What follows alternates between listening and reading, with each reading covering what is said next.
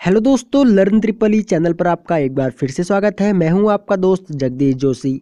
दोस्तों, पिछली वीडियो में हमने डिस्कस किया था कि हम किस तरीके से इंडस्ट्री में या फिर अपने घरों में एक एनर्जी मीटर सिंगल फेस का और उसके साथ ही जो ये एमसीवी है इनके कनेक्शन हम किस तरीके से करते हैं और किस तरीके से हम ये डिसाइड करेंगे कि कितने एम्पेयर का हमें एमसीवी यूज़ करना है। तो हम अपने लोड के अकॉर्डिंग कैसे एमसीवी का सिलेक्शन करेंगे और इसके कनेक्शन किस तरीके से करेंगे, ये हमने अपनी पिछली वीडियो में जाना था। इस वीडियो में हम डिस्कस करने वाले हैं यहाँ पे कि हम 3 फेज के एनर्जी मीटर, एमसीसीवी और एमसीवी, ये तीनों का हम किस तरीके से कनेक्शन करते हैं और हमें एमसीसीवी की ज़रूरत क्यों पड़ती है। यहाँ पे सिर्फ हम एमसीवी को ही यूज़ क्यों नहीं करते, या फिर एमसीवी का जो लोड है वो हम किस तरीके से डिसाइड करते हैं और एमसीसीवी का लोड किस तरीके से डिसाइड करते हैं, वो हम सभी इस वीडियो में जानेंगे।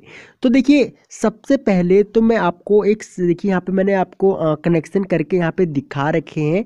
उससे पहले मैं आपको बता दूं कि अब देखिए हमने यहाँ पे क्या काम किया है। 3 एमसीवी लिए और तीनों एमसीवी मैंने यहाँ पे देखिए, एक एमसीवी 63 एम्पियर की है, दूसरी भी 63 एम्पियर की है और तीसरी एमसीवी मैंने 32 एम्पियर की ली हुई है। तो यहाँ पे आपने देखिए क्या काम करना है। यहाँ पे जो भी डिपार्टमेंट वाइज आपने हर एक डिपार्टमेंट को अलग अलग यहाँ पे बांट देना है, ताकि इससे देखिए फ़ायदा क्या होता है कि अगर जब भी आपका, मान के चलिए मैंने यहाँ पे 3 डिपार्टमेंट बना रखे हैं। एक है प्रेस शॉप, दूसरा है सीएनसी शॉप, तीसरा है वेल्डिंग शॉप। तो यहाँ पे मैंने 3 डिपार्टमेंट बना रखे हैं। अब इन तीनों डिपार्टमेंट्स का मैंने एक एक एमसीवी इनको दे दिया है, ठीक है। यानी कि वेल्डिंग शॉप की एक अलग सेपरेट एमसीवी है, सीएनसी शॉप की एक अलग सेपरेट एमसीवी है और प्रेस शॉप की अलग सेपरेट एमसीवी है। तो इनका फ़ायदा ये होता है कि अगर मान के चलिए प्रेस शॉप में कोई फॉल्ट है और आपने वो रिपेयर करना है, तो उस फॉल्ट को रिपेयर करने के लिए जब तक आप इसका मेंटेनेंस करोगे तब तक आपको पावर ऑफ करनी पड़ेगी ना। तो अब आपको यहाँ पे ये भी इसकी आप पावर ऑफ करोगे तो सिर्फ प्रेस शॉप की सप्लाई ऑफ होगी, बाकी की सीएनसी शॉप और वेल्डिंग शॉप यहाँ पे चालू रहेंगे। अगर आप यहाँ पे 63 एम्पियर की जगह मान के चलिए आपने 100 एम्पियर की एमसीवी लगा दी और प्रेस शॉप और वेल्डिंग शॉप को अगर आपने एक ही एमसीवी से दे दिया, तो अगर प्रेस शॉप या वेल्डिंग शॉप में से अगर किसी भी एक शॉप में कोई फॉल्ट होता है तो आपको ये एमसीवी ऑफ करनी पड़ेगी। तो इसके साथ ही अगर किसी भी एक डिपार्टमेंट में फॉल्ट होता है तो दूसरा डिपार्टमेंट भी आपको बंद रखना पड़ेगा, ठीक है। तो इस चीज़ से बचने के लिए हम क्या काम करते हैं, हम हर एक डिपार्टमेंट का अलग अलग एक पैनल बना देते हैं, जिसमें हम अगर लोड ज़्यादा है, अगर 100 एम्पियर से लोड ज़्यादा है तो हम वहाँ पे एमसीसीवी यूज़ करेंगे, या फिर अगर 100 या 63 एम्पियर से अगर कम लोड है तो वहाँ पे हम एमसीवी यूज़ करते हैं। ज़्यादातर जो एमसीवी होती है वो 63 एम्पियर तक की ही मार्केट में अवेलेबल होती हैं। वैसे तो 100 एम्पियर तक की भी एमसीवी मिल जाती है, लेकिन बहुत कम मिलती है, ठीक है। ज़्यादातर 63 एम्पियर तक की ही एमसीवी यूज़ में लाई जाती है। तो यहाँ पे हमने हर एक डिपार्टमेंट वाइज हमने लोड यहाँ पे अलग अलग बांट दिया। तो आपने हर एक डिपार्टमेंट का सबसे पहले क्या काम करना है, पूरा का पूरा लोड कैलकुलेट करना है। वो मैं अपनी आने वाली वीडियो में बताऊंगा कि हम किस तरीके से लोड को कैलकुलेट करते हैं। तो आपने पहले सभी का लोड कैलकुलेट करना है और लोड कैलकुलेट करने के बाद जितना भी आपका टोटल करंट है उस करंट से ज़्यादा की रेटिंग का आपने यहाँ पे एमसीवी यूज करना है। अब मान के चलता हूँ मैं, प्रेस शॉप का मेरा 50 एम्पियर का लोड है, तो यहाँ पे मैंने 63 एम्पियर की एक एमसीवी यूज कर ली। सेम यहाँ पे सीएनसी शॉप का मैं मान के चलता हूँ कि 40 से 50 एम्पियर तक का लोड है, तो यहाँ पे मैंने 63 एम्पियर की एमसीवी यूज कर ली।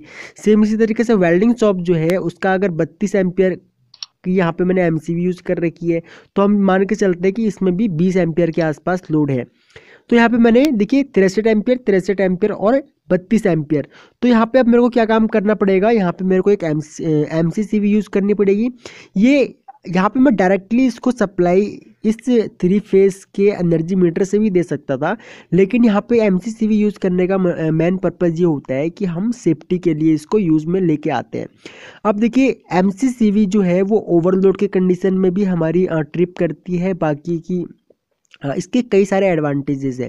ठीक है, एमसीसीवी के ऊपर भी मैंने एक सेपरेट वीडियो बना रखी है, आप चाहे तो उस वीडियो को भी देख सकते हैं।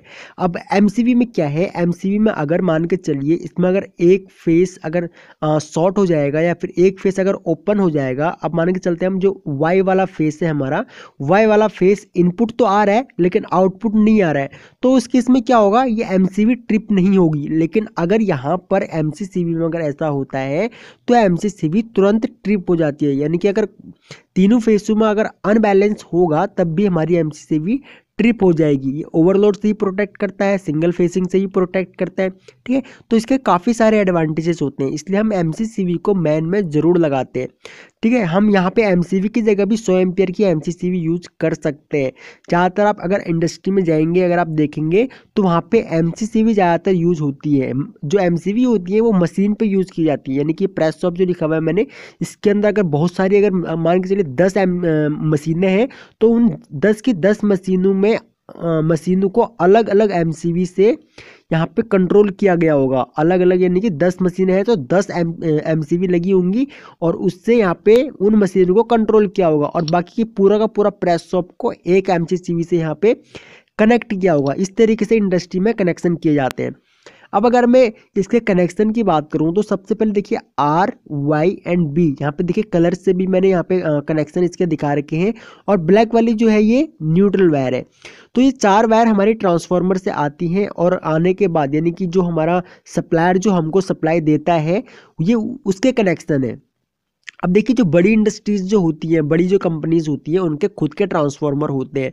तो उस केस में क्या होता है, उस केस में हमारा यहाँ पे जो 3 फेज का एनर्जी मीटर जो है, उस मीटर के आउटपुट के बाद हम ट्रांसफार्मर लगाते हैं। उससे पहले हम यानी कि एनर्जी मीटर के आउटपुट में हम ओसीवी, वीसीवी या फिर कोई अदर सर्किट ब्रेकर लगाएंगे या फिर SF6 लगाएंगे।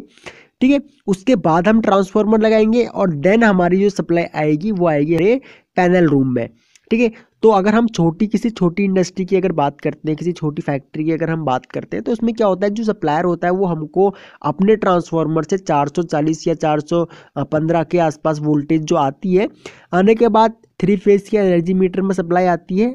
3 फेज के एनर्जी मीटर से सप्लाई आने के बाद अब वो क्या काम होता है कि हमने जो मैन में एमसीसीवी लगा दी, उसमें R Y and B 3 phase हमने कंट्रोल कर दिए, तीनों फेस हमने इस एमसीसीवी से कंट्रोल कर दिए। बाकी का जो न्यूट्रल था, न्यूट्रल हमने डायरेक्ट ले लिया। बाकी जो ये एमसीवी लगी हुई है, इन तीनों एमसीवी में हमने आर वाई बी के देखिए यहाँ पे कनेक्शन कर दिए हैं, जैसे कि आर वाई एंड बी। यहाँ पे हमने इसको शॉर्ट नीचे से देखिए शॉर्ट कर रखा है, और यानी कि आर जो फेस है उसको हमने शॉर्ट कर रखा है नीचे से, और इसके हमने यहाँ पे कनेक्शन कर रखे हैं। सेम इसी तरीके से वाई वाला फेस तीनों में लगा रखा है एंड बी वाला फेस तीनों में लगा रखा है। न्यूट्रल भी हमने यहाँ पे एमसीवी से कंट्रोल कर रखा है।